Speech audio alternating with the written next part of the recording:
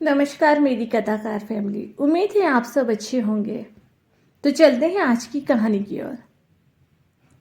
कहते हैं जब तक दुनिया में सच्चा प्यार जिंदा रहेगा तब तक लैला मजनू, रोमियो जूलियट, सीरी फरहाद जैसे अमर प्रेमियों का नाम याद किया जाएगा। प्यार और त्याग के नाम पर इन जोड़ियों ने मिसाल कायम की और अपनी प्रेम कहानियों की वजह से ही आज तक लोगों के दिलों में जिंदा है।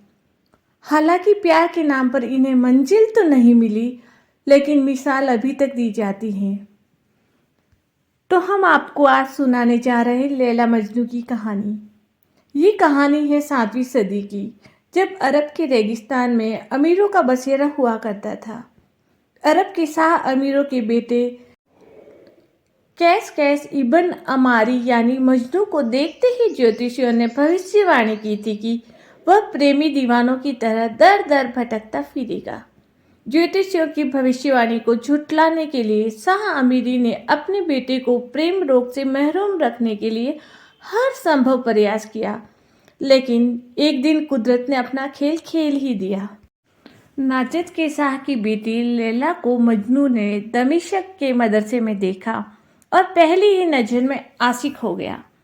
मौलवी ने उसे लाख समझाया कि वह उसे भूलकर पढ़ाई पर ध्यान दे, लेकिन तब तक मजनू दीवाना हो चुका था। मजनू की मोहब्बत का असर लैला पर भी हुआ और दोनों सच्चे प्रेमियों की तरह प्रेम की अग्नि में कूद पड़े। बताते हैं कि लैला एक स्याही रंग की यानी कि काली लड़की थी और मजनू गोरा नौजवान। लोगों ने जब मजनू से पूछा कि तुमने काली लड़की में क्या देखकर मोहब्बत की है, इस पर मजनू ने कहा, कुरान शरीफ के हर हर्फ काले रंग के अक्षरों में ही लिखे गए हैं। जहाँ आशिक का दिल आता है वहाँ काले और गोरे का भेद नहीं आता। लैला भी मजनू से प्यार करने लगी थी, लेकिन लैला के घर वाले मजनू को पसंद नहीं करते थे। इसी वजह से लैला के घर वालों ने उसकी शादी बख्त नाम के इंसान से कर दी। लेकिन लैला तो मजनू से प्यार करती थी और उसने अपने शौहर को बता दिया कि वह मजनू के अलावा किसी और की नहीं हो सकती और वह मजनू से ही प्यार करती रहेगी। मजनू की याद में वह बीमार रहने लगी और मौत के करीब आ गई।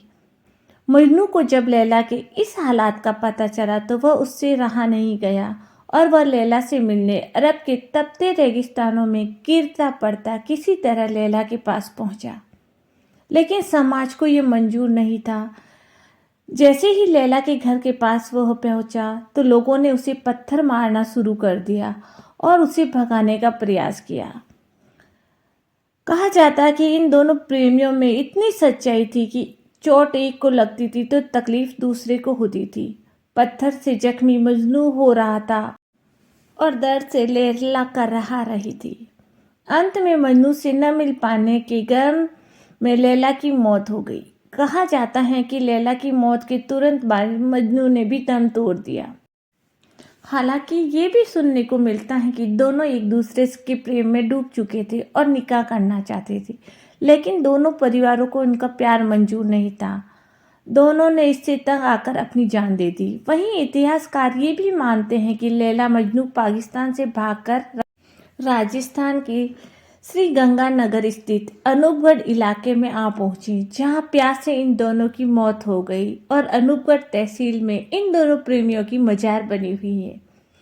इस मजार को प्रेम का प्रतीक माना जाता है और प्रेम पर यकीन रखने वाले लोग दूर दूर से यहाँ पहुँचते हैं। साथ ही उनकी मजार पर चादर चढ़ाते हैं। वर्ष में एक बार इस मजार पर मेला भी भरता है। इन मजारों में आज भी उनकी मोहब्बत जिंदा है। कहते हैं प्रेम कभी मरता नहीं, प्रेम अमर रहता है। तो आज आपको हमारी ये कहानी कैसी लगी प्लीज़ हमें कमेंट्स करके बताइए, और अगर आपको हमारी ये कहानी पसंद आई तो प्लीज़ हमारे चैनल को लाइक, शेयर एंड सब्सक्राइब कीजिए। धन्यवाद।